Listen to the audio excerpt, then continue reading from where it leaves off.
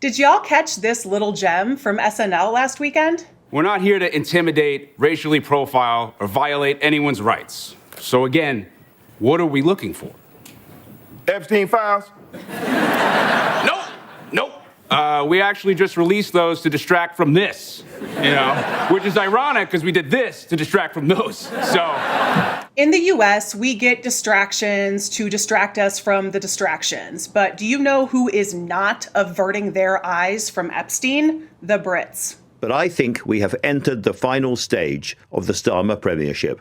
Keir Starmer's decision to appoint Peter Mandelson Washington ambassador, even while knowing, as he admitted today, that his friendship with Epstein continued after the latter's conviction for child sex offences, will be a big part of the story. Earlier today, UK Prime Minister Keir Starmer publicly apologized for elevating a known close associate of Jeffrey Epstein.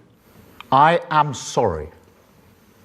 Sorry for what was done to you.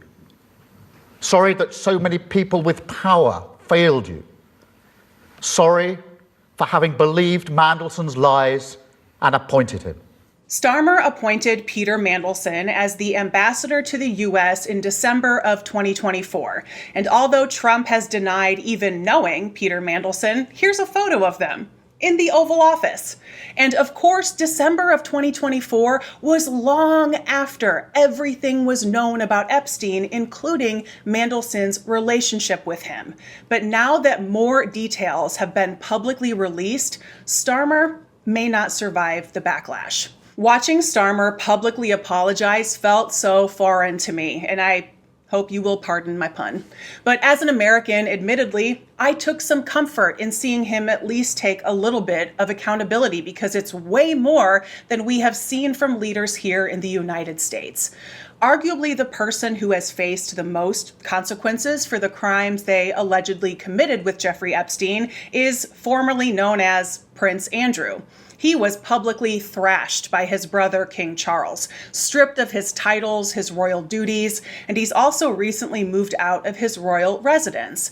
Now, Andrew is not living in poverty by any means, but he's an embarrassment to the UK. That's something, because our embarrassment here in the United States, our felonious, adjudicated sexual predator of an embarrassment, has been elected president twice.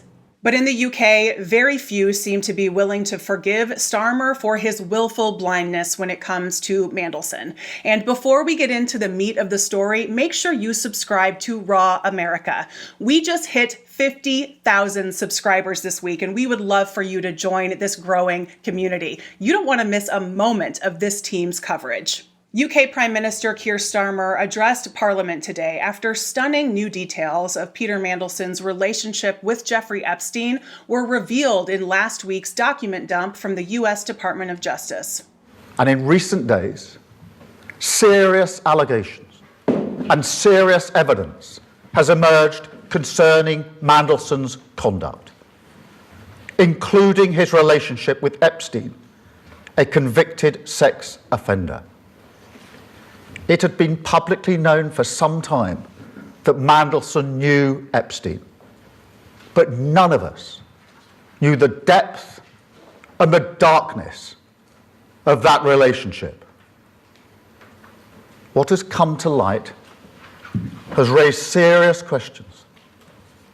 Information that was not known at the time of his appointment.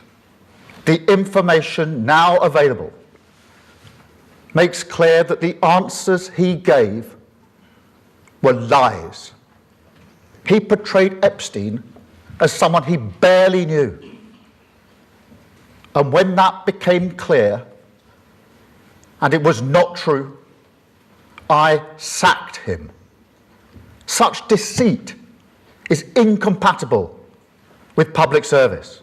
Starmer's apology was around 6.5 minutes long, and in stark contrast to consequences here in the US that have only been suffered by the victims, I found it compelling, but many Brits did not. Well, the PM was lied to, like all of us, by Peter Mandelson. He deceived the media, he deceived the victims. He knew, the Prime Minister knew, that Lord Mandelson had maintained a friendship with Epstein after his conviction, his sexual crime. I ask again. So Mandelson is a liar, we all know that. What does that say about the Prime Minister's decision-making ability? Well, the documents that detail this will be published, but Mandelson made out that his relationship with Epstein was next to nothing, that they barely knew each other, that they didn't have an ongoing relationship, and there was a full vetting process that was gone through. The detail of that will now be published so everybody can see. When did the full vetting process take place? When he was appointed ambassador to the United States. The full vetting took place prior to his documentation.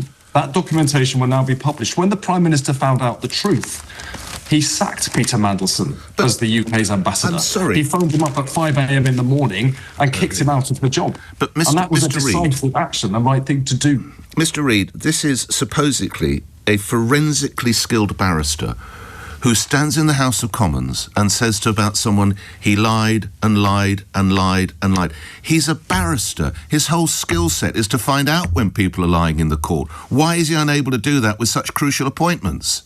Starmer's apology and those who are defending Starmer depends upon the fact that Mandelson lied during the vetting process. But there are discrepancies about who knew what and when, and that is leading many to question Starmer's judgment. Now, there is a separate question, which Keir Starmer does need to answer, about what he knew when Peter Mandelson was appointed as US ambassador. Now, he's confirmed that he knew about continuing links with Jeffrey Epstein after his conviction. So did the media. So did all those commentators who now say it was obvious at the time this would be a complete disaster and this was a scandal. You know, they didn't report it as a scandal at the time. A lot of people said it was a masterstroke.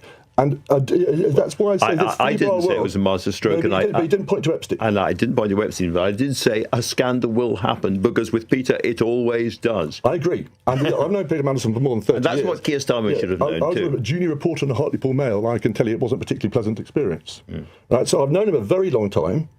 I think he's always been drawn to wealth and power. I think he's a bit of a narcissist. I think the idea of putting him into the current Washington, D.C., which is like, a sweet shop for wealth and power and narcissism, wasn't a great idea. It is curious in one sense, because, of course, when Keir Starmer at the third time of asking was forced to articulate that he already knew that Mandelson had maintained his relationship with Epstein even after his conviction as being a paedophile, he was just stating something that everybody already knew, that the Prime Minister knew. Indeed, that everybody else also knew. And yet, as always with politics, the kind of weird psychology of politics and the media and the news, it seemed to be the fact of his saying it that has so blackened the mood of Labour MPs. And where he said it. And where he said it. There was, I suppose, something especially grim hearing him say it. And it has, as I say, darkened the mood of Labour MPs who are thinking about the Prime Minister's future. For us folks in the United States who are not as familiar with the UK's parliamentary system, we have to appreciate the mood of the Labour Party that Lewis was talking about in that clip because they control Starmer's fate.